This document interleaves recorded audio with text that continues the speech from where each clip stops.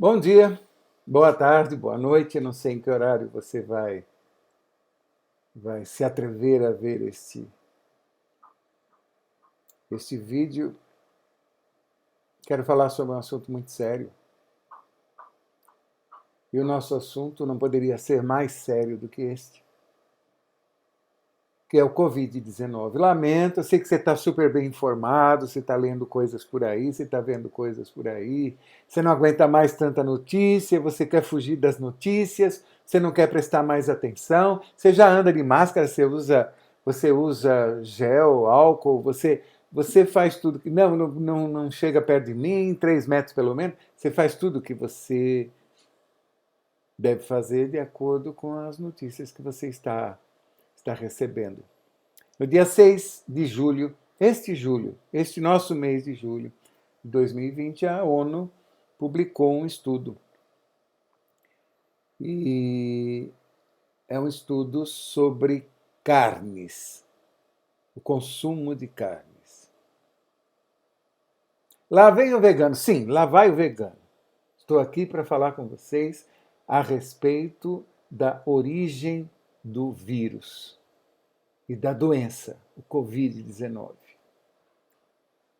São praticamente 90 mil mortos só no Brasil.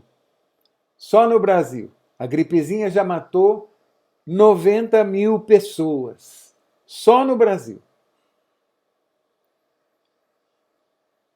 A ONU publicou um estudo em que, aliás, não é o primeiro, de vez em quando sai um deles, há alguns anos, já dizia que nós teríamos que alterar, a humanidade teria que alterar completamente o seu cardápio se quisesse sobreviver como espécie no planeta.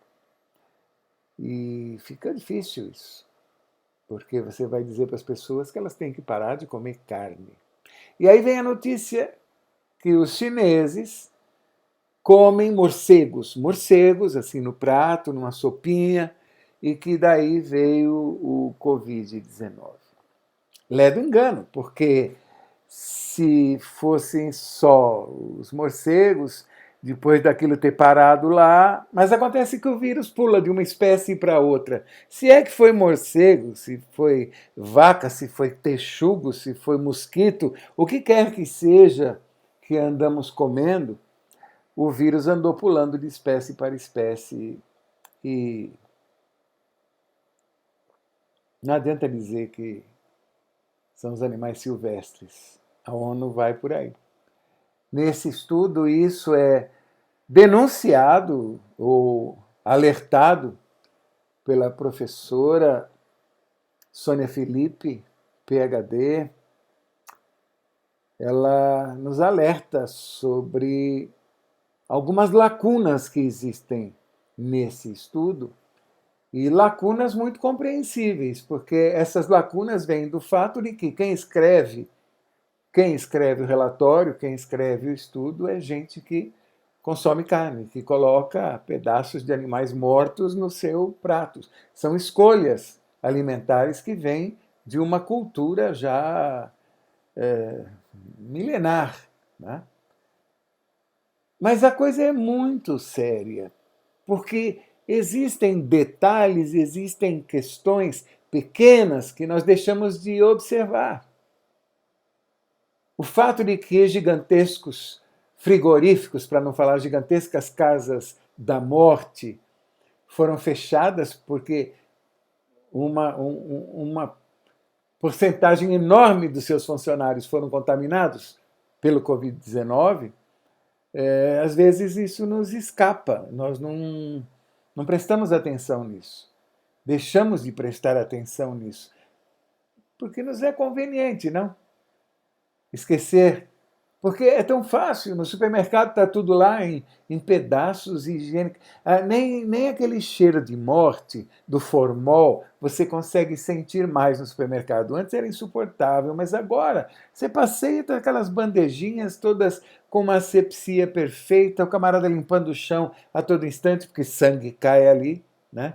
Então está toda hora limpando, toda hora arrumando E depois, quando você leva para casa e mistura com vegetais como alho, cebola, e sal e outros temperos e ervas, a coisa toda fica disfarçada, fica toda enevoada. Você nem percebe mais que você está comendo um bicho que há pouco tempo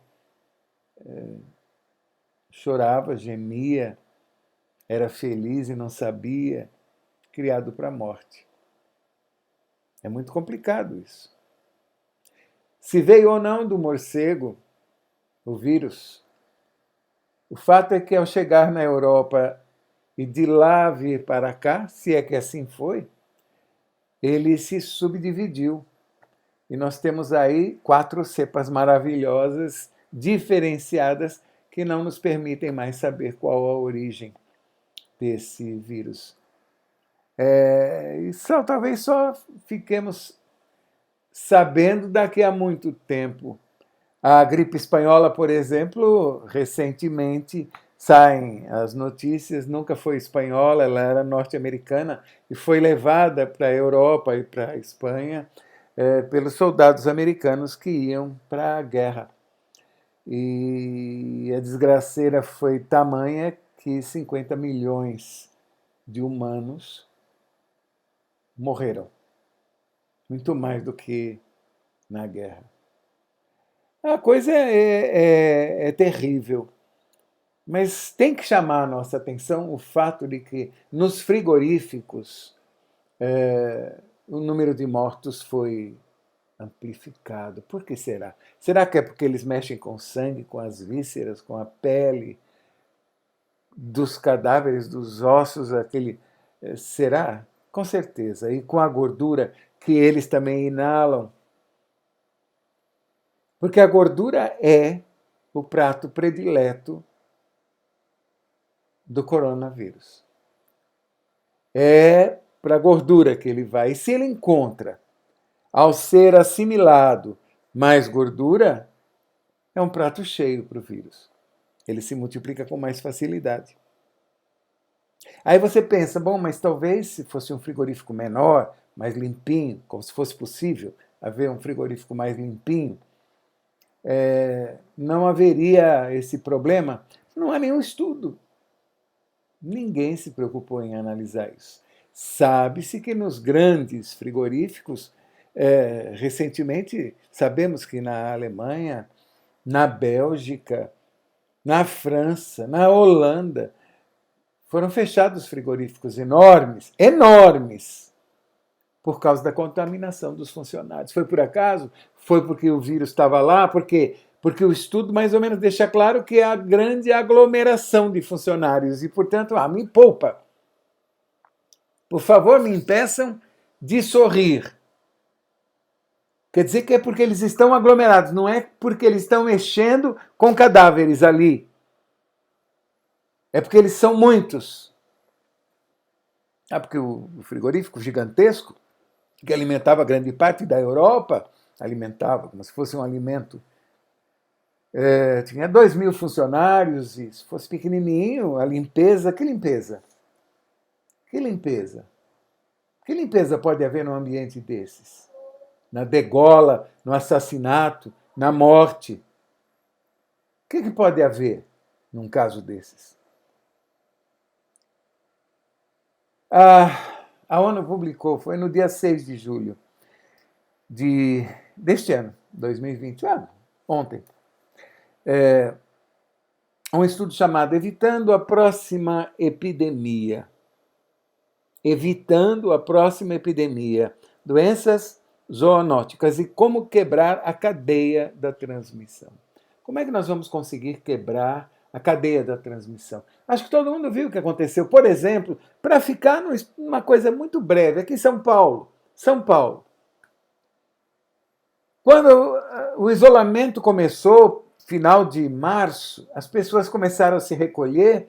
Se chegou num domingo, parece que 60% de pessoas em isolamento. Já atemorizava ver aquele monte de carros indo para todo lugar. Parece que é uma coisa que não. E nós temos um presidente que diz que não tem problema nenhum, não tem problema nenhum, então não tem problema nenhum. Ele diz que pegou e sobreviveu, mas será que ele pegou? Também não sei. Os que pegaram, outros que pegaram, puderam ter alguma coisa. Hoje já se sabe que aproximadamente 11% dos cidadãos aqui da metrópole, da megalópole, São Paulo, tiveram contato com esse vírus e nem perceberam. Nem perceberam. No entanto, outros deixaram suas famílias em pranto e no desespero.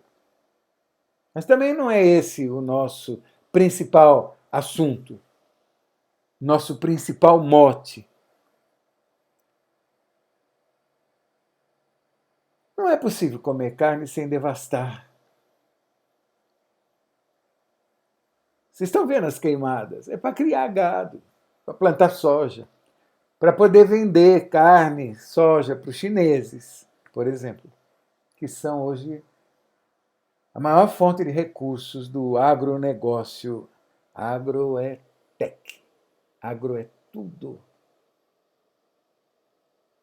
Agro é um péssimo negócio para o Brasil.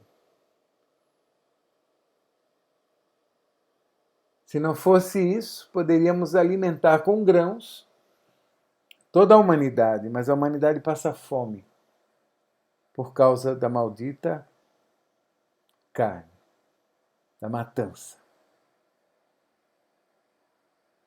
Quando você come carne, você empurra para dentro do seu corpo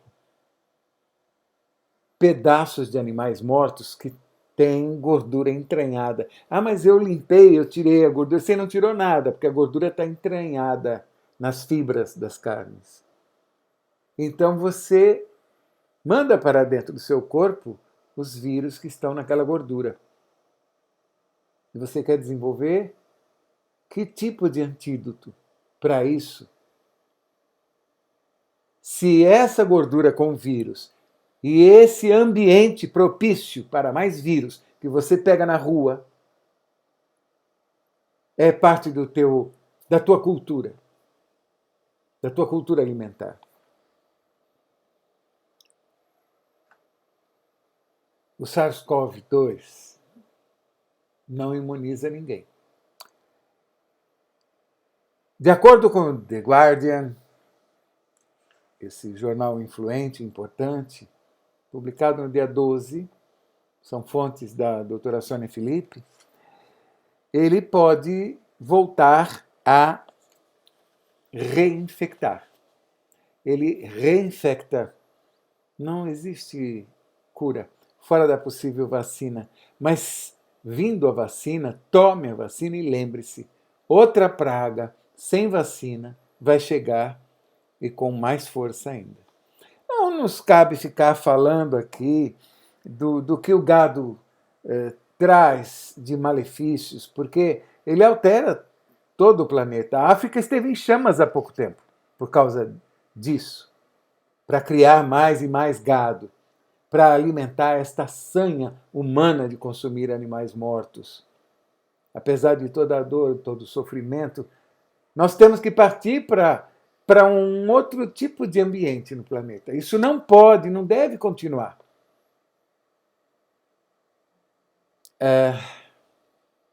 Você quer garantir os aminoácidos essenciais. Você quer proteínas. Fique tranquilo. Em qualquer alimento integral, você vai encontrar toda a proteína que você necessita, até no arroz, que é o que menos tem. Você vai encontrar proteína suficiente para garantir a sua vida. E aí vem dizer os estudos, inclusive esse estudo da ONU, que nós somos grandes vilões, nós, os Estados Unidos, essa turma toda que mexe com muita carne, até a Europa e agora a Índia também, porque a Índia parou com aquela história de vegetarianismo somente, de ser um continente vegetariano, e se pôs a consumir carne bovina. Não vou nem falar de vaca, porque vão dizer que eu estou agredindo a sacra da mamãe vaca. América Latina, então, mas por quê? Porque nós somos terceiro mundo. Então nós criamos mais vírus, porque nós somos imundos, porque nós não temos higiene, etc. Então a gente pode pensar o quê? Se quando se fala... Vocês já viram um abate kosher? Já viram um abate judaico? Já viram a máquina que chega, pega o boi, vira grandes estrondos, estressando, o bicho soltando todo tipo de desgraça que o corpo dele produz de horror, de medo, na carne que depois será consumida como purificada pelo rabino? A mesma coisa acontece com qualquer carne que venha desses abatedouros, quaisquer que sejam. Se é um abatedouro caipira ou moderno, com um êmbolo entrando no cérebro, aquela porrada na cabeça daquele animal que não fez absolutamente nada e que sente medo, pavor, horror por perceber que vai morrer. Como é que você se sentiria sabendo que ali, virando ali, você vai ser assassinado, esfaqueado e não tem como você escapar disso?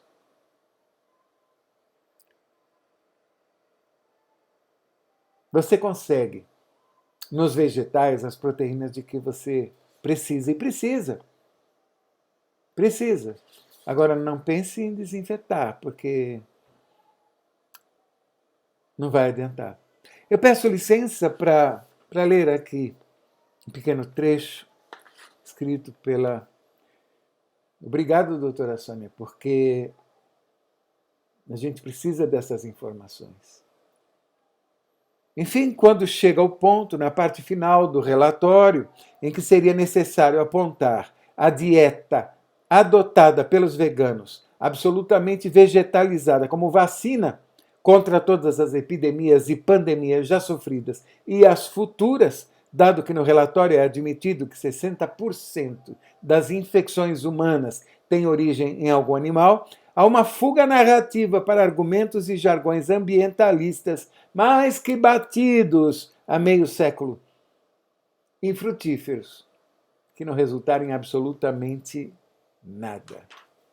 Pelo contrário.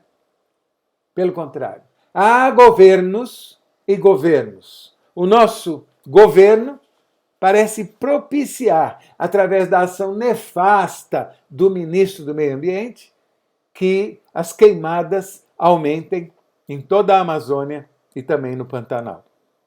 Os cientistas que redigem estes relatórios são também eles carnistas e galactômanos, inveterados. Mais uma vez, vamos lembrar o alerta de Albert Einstein. Nenhuma solução será encontrada para qualquer problema se ela estiver formatada dentro da mesma lógica que gerou o problema. Com relação às pandemias virais carnogênicas, a única solução é a dieta abolicionista vegana. Abolição. Temos que abolir o consumo de carnes. E abolição lembra escravatura. Pior, a criação para matar. Nós temos que mudar. Não adianta toda esta pregação se não houver uma conscientização geral de que nós estamos nos suicidando. E não cabem pruridos. Porque eu sou vegetariano, acho que cada um deve seguir o seu caminho, porque eu sou vegano, mas eu não sou daqueles ecochatos que... Você tem que ser um ecochato. Você precisa ser um ecochato se você quiser prestar algum tipo de serviço, se você quiser ter alguma utilidade para o futuro da humanidade. Você tem que pregar, ainda que seja jogando pérolas a porcos, você tem que pregar a abolição.